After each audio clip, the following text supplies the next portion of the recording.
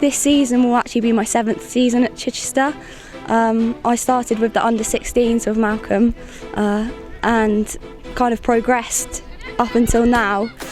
Started with the first team, had a whole season on the bench, and then managed to progress, like starting every game for the first team.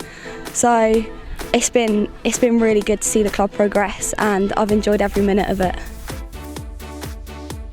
Yeah, of course. So it was tough. It was tough at the start. So I mean, every player knows that they do have to break into the first team. It was difficult because I did only manage to play about 10 minutes in each game. For the first season I was with the first team, I was only 16 to 17, so I kind of understood that there was more experienced players than myself. But I mean, I'm now one of those experienced players, so I'm really happy with how far I've come with the club, and I couldn't have asked for better support from the management team and my teammates. So I've got a twin brother, and I kind of watched him play football for too long, and I did start playing for a boys team when I was really young.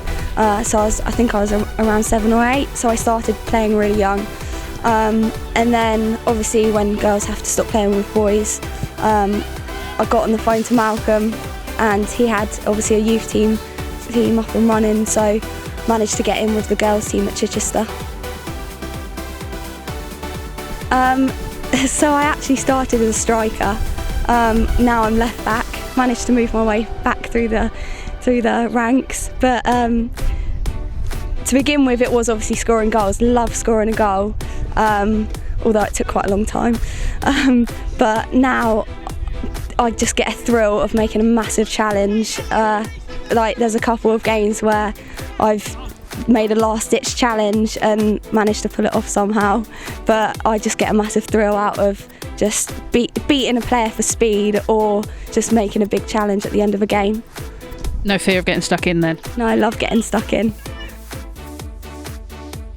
Yeah, of course. I mean, it does help massively that I've got the support from the girls. Like, I couldn't have asked for better teammates through this injury. It's a long process, and they've always supported me, they've helped me, they've motivated me, and even Matt and Smithy have been amazing.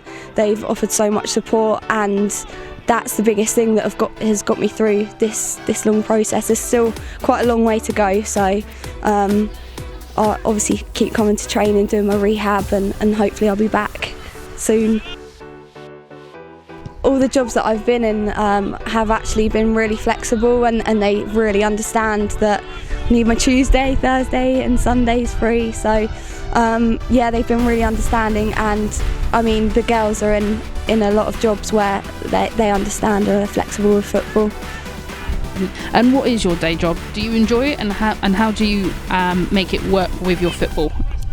So I work for Nuffield Health, kind of dealing with private hospital appointments. Not exactly where I want to be at the moment, but I mean, they're like I said before, they're very understanding of football, and at the moment I would rather put football first. We're at a stage where we need to be really committed to progress, and all the girls are doing such a great job of being that committed. My twin brother's our biggest supporter, so he's very supportive. My dad's very supportive but likes to lecture a lot, so kind of keep him to a minimum on my games. But no, they're very supportive, and they understand how important it is to me as well, so that's good. Probably just run.